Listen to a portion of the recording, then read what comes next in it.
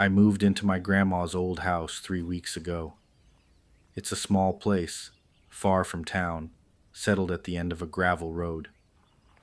Before I moved in, everyone told me not to bother. They said it was too remote and run down.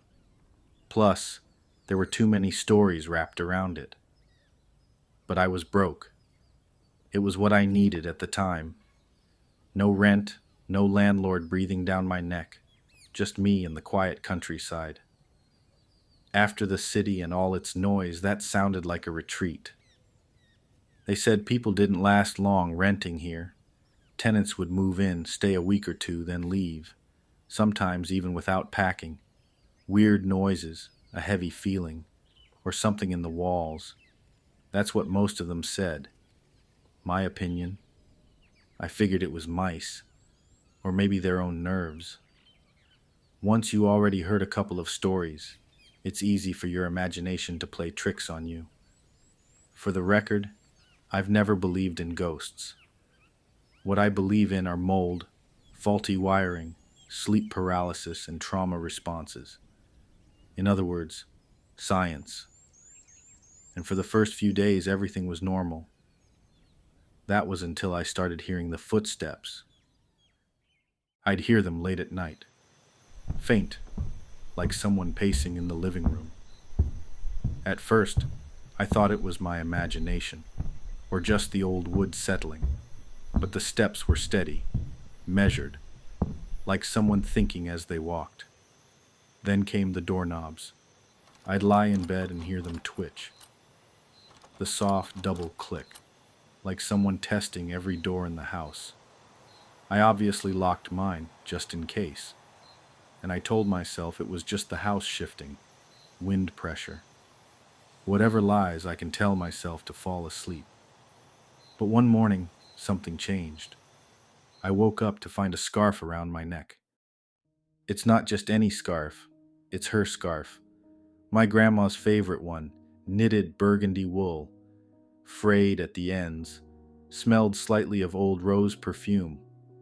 I remembered it from when I was little, how she would wear it even in summer like it gave her strength or something. I sat there in bed and cried. The rational part of me said, "You found it in a drawer and put it on in your sleep." But another part, one I'm afraid to admit, whispered, "My Gran is here." I didn't feel afraid. Why would I be? I felt somehow connected, like an angel was watching over me. I folded the scarf gently and tucked it into a small box underneath my bed. That night I spoke out loud. "Hi, Gran. I miss you." The next morning, I again found the scarf was back around my neck. I smiled and said, "Okay, I get it. I love you too." I wore it to work that day and told my coworkers it was my grandma's. They all thought it was sweet. I felt warmer than I had in weeks. That weekend, I went to a psychic. It's not really my thing, but my curiosity got the best of me. How often do you get visited by your grandma's ghost anyway? She told me to commune with spirits, offer them something every day. Speak to them as if they're still here. Invite them in. Do this, and your connection will grow. So I did. A small cup of tea every night. I talked to the empty kitchen like I used to talk to my grandma on the phone.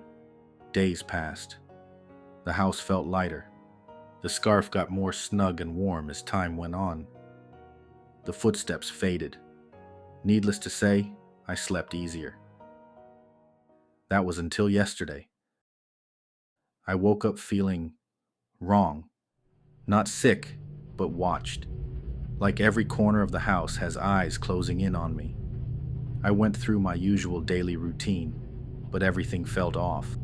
That evening, my sister called asking how I am getting on. Excited about telling her everything, I started by asking her if he recalled Grandma's scarf.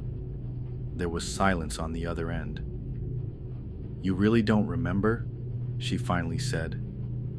There was a break-in. Some guy tried to rob her. She fought back with a knife and had a few hits in, but the guy also managed to strangle her to death.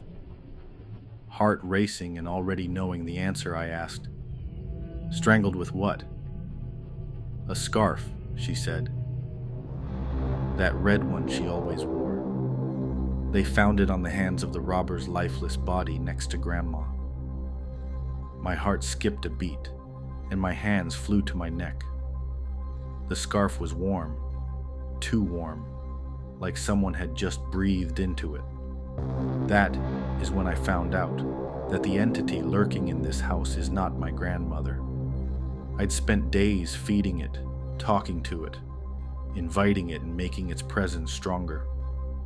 Now, it can almost do what it had been dying to do, ever since I first stepped foot in this house.